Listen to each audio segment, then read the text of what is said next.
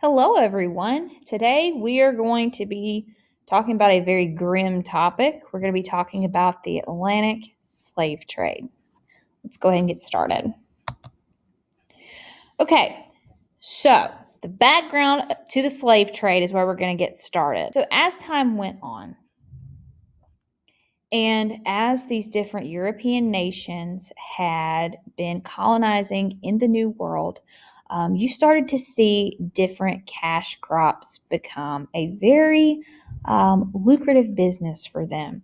So, sugar and tobacco were two of the leading crops at this time.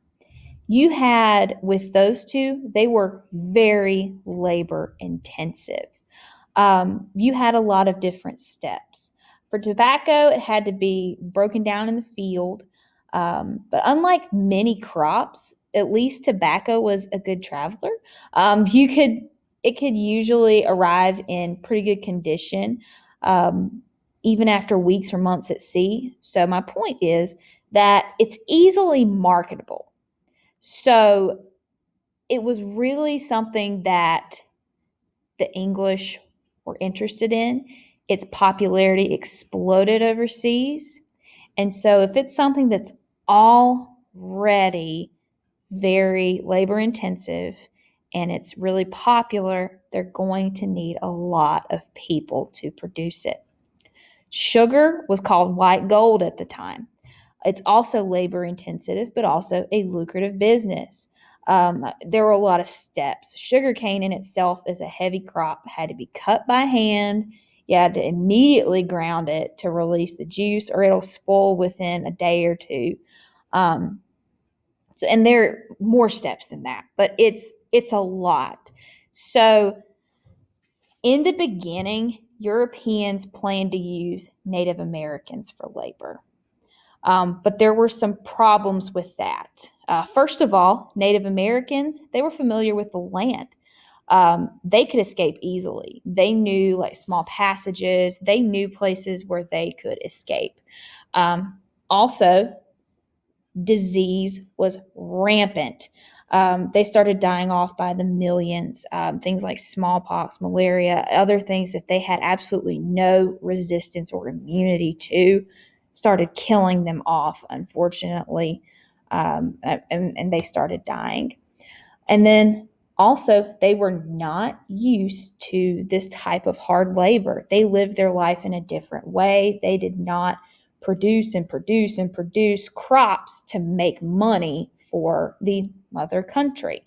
That's just not something that they were used to doing. And then you also have to think about the overwork and the cruel treatment that they were subjected to. So there are so many issues there. And obviously, that overwork and cruel treatment goes for African slaves too, obviously. Now, Europeans in the New World, they start to look to a new source for workers, and they look towards African slaves. But the institution of slavery is not a recent phenomenon. It had existed in Africa for centuries. But it was relatively minor. It wasn't something that took on the shape that it was at this point and going forward. Most civilizations, they had practiced some sort of human, like slavery or servitude. And so these other African empires, they were no different. It did not exist in the way that it was about to. European slave trade began with Portugal's exploration of the West Coast in Africa, and they were looking for a trade route to the east. We've talked about that several times. And so the idea for African slaves coming over, this came from different sources, but one of the ones that is more prominent is a Spanish priest and historian by the name of Bartholomew de las Casas. I'm probably butchering that. But he saw the near extinction of the native population, and he suggested that the Spaniards send African slaves to what was known as the Indies or the New World. And so Europeans decided to take advantage. For Europeans in America, African slaves were a solution to their problem, unfortunately. And why? Because they had, number one, they had been exposed to a number of the diseases that were leveling off native populations already. Um, Millions would die, and I'm talking about African slaves here. Millions would die over a long span of time from sickness, but not as quickly. And unfortunately, in Africa, they were replaceable as far as these slave traders were concerned. The turnaround is awful, in which they would put more and more and more slaves whenever they would die. Number two, they knew how to farm. These slaves had been, a lot of them, conditioned from an early age to farm at an alarmingly quick rate to produce materials. And so they were used to it. Another thing was they didn't know the land. They really had no clue where they were. They were basically picked up out of Africa. They were put on a ship. They sailed over, and we'll talk about the Middle Passage, how horrible it was for these poor human beings. And they were taken to the New World, and they were dropped off in some place where they had no clue where they were. They had no idea how to maybe escape. So this was a new place. With Native Americans, they actually would know different ways to escape. The Atlantic slave trade begins. This is the buying and selling of Africans for work in the New World. Starts with the Spanish and the Portuguese, and in the beginning, most slaves end up in Brazil. So whenever the English colonized America at first, they often brought indentured servants. So an indentured servant is someone who agrees to work for a specific period of time in exchange for passage. This idea was born from a need for cheap labor. These earliest settlers, they soon realized they had a lot of land to take care of, but no one to care for it. The passage to the colonies was super expensive for everybody but the wealthy. So this system of indentured servitude attracted workers in a major way. Typically, they would work for about 4 to 7 years in exchange for passage, room and board, and lodging, and then their eventual freedom. In ways that they were different, was that there were some laws that would protect some of their rights. But they still did have to live a very harsh and very restrictive life, but it sure was not slavery. They still did have punishments. And their contract could, because they had to sign a contract, and it could be extended as a punishment if they broke the law. Some of these things to break the law could be running away, or if you were a female, if you got pregnant, that could be one. So what's interesting is as demands for labor grew, so did the cost for indentured servants. And this is where some of the problems come in, because these contracts, they could have included at least 25 acres of land, a year's worth of food, arms, could be farm animals, clothing, things like that.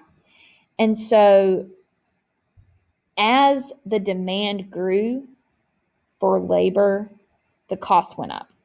And so one thing is they had to give these people land and materials. It was contractually obligated.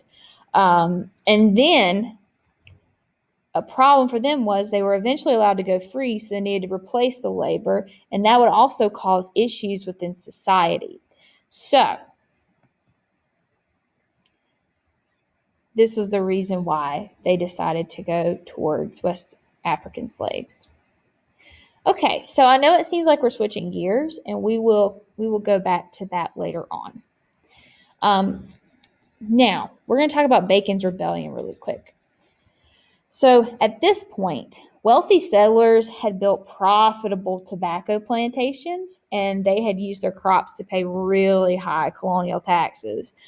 Taxes were not something that just happened around the time of the American Revolution. These really high taxes were being levied at this point as well. So for poor Virginians, times were really, really bad.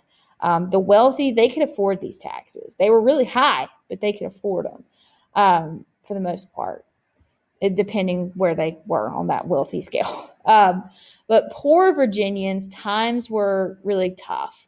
Only landowners could vote, so everyone else just didn't have a voice. So they couldn't speak out and say something. There was falling tobacco prices. They wanted to push westward to get more land, but whenever they tried to do that, they'd run into issues with Native Americans. So they called to Virginia's governor, William Berkeley, and asked him for help. Berkeley was put in a bad decision, to be fair, because he's trying to appease the colonists and he's trying to appease the natives because he wants to keep the peace. Because ever since colonization had began at this point, there were issues between colonists and Native Americans. So how this all starts is Nathaniel Bacon, where the name comes from. He basically attacks a friendly tribe and he accuses them of stealing his corn, falsely, by the way, and he asks for backup from the governor. Berkeley refuses, and so Bacon, he gets a militia of his own, and this is around March 1676. So eventually, him and Berkeley, they argue back and forth, and they eventually go face to face, and then they go around finding supporters on both sides. And by September, so this entire rebellion is kind of spread out. But everything comes to a head in September. And Berkeley comes back to Jamestown and he's going to put out a final proclamation condemning Bacon. That sounds funny, condemning Bacon. Condemning Nathaniel Bacon. It wasn't that funny. Sorry. So the response was Bacon and his men, they went into Jamestown. They burnt a lot of it, and they pillaged as they went along, and they burnt everything to the ground. So as everything got worse, the governor fled. The rebellion basically terrorized what remained of the town and all of his supporters. And by his, I mean the governor's supporters. And so eventually English warships came in and stopped the rebellion. And unfortunately, in the end, 23 of Nathaniel Bacon's followers are hanged. And before Nathaniel Bacon could be dealt with, I guess you could say, he died of dysentery, which if you don't know what dysentery is, you should go look it up because a lot of people in history die of dysentery and it will be mentioned many times. So, the main take from that is that, first of all, it scares the crap out of the nobles. They are thinking, oh my gosh, these people are going to come after us with their pitchforks because it was a lot of those farmers who were upset. And so they start to, farmers and former servants, so they start to look at a new source of labor. And so they push for African slaves because they never have the chance at freedom, unfortunately. So, going back, kind of transitioning, at one point you have the English colonies, they become the largest carrier of slaves. The English transport approximately from 1690 to 1807, 1.7 million slaves to the Americas. And of that number, about 400,000 land in modern day United States. So the triangular trade, hopefully, is simple to understand with the triangle part of it. This is the transatlantic, so crossing the Atlantic trade that involves slaves, raw goods, and manufactured goods. So from Europe, they would bring manufactured goods down to Africa, and then this is where the slaves they would be captured, and they would be put on ships and taken over the Middle Passage. The Middle Passage was the voyage over the Atlantic, and it was known for its cruelty, and we'll talk about that in a minute. They would also take these raw goods over to the New World as well. The manufactured goods. Sorry about that. They drop some off in Africa, and they bring some over to the New World. And so they'd take the slaves over to the New World, or the Indies. From the Old World to the New World, they would take raw materials, so tobacco and sugarcane and eventually cotton, things like that, they would take after the slaves had done the backbreaking work for it. So the Middle Passage, this is the journey from, again, Africa to the Americas, and we're going to take a look at some pictures that are just so very upsetting to see what these poor, poor human beings went through. It is, again, known for its cruelty of how these people were treated. Millions died on these voyages. Africans were whipped and beaten aboard the ships. They suffered from malnutrition, disease. This map shows where Africans typically came from and then where they were sent. And it shows you the percentage here. A lot went to Brazil, as you can see, and then many of them went to the West Indies. And so you can see the rest of the percentages there. All right, and this map may be a little odd to look at through a screencastify. You can see that the lines, they get bigger as the percentage of slaves that were taken to that place had increased. So Brazil is big. The British Caribbean and the French Caribbean is big. A lot of slaves went to the Caribbean. British North America, Spanish America, and Dutch Caribbean and Danish Caribbean. Those are all smaller, but still a significant number of African slaves. This is a picture showing the quarters within a slave ship. As you can tell, no room for people. This is showing some of how the sleeping arrangements, how they were during this time.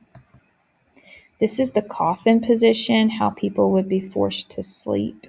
Obviously not sanitary, not comfortable, and very, very upsetting. Something else that is very hard to especially talk about through a screen is the fact that people would be thrown overboard quite often, whether they were dead or alive.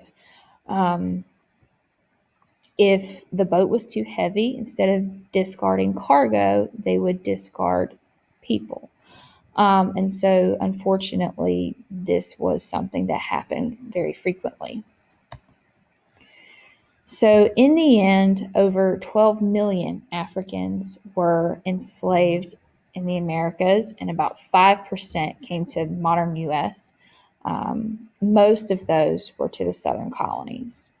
And eventually the slave trade was outlawed in the early 1800s. But that is it for this PowerPoint. I hope you all have a good rest of your day.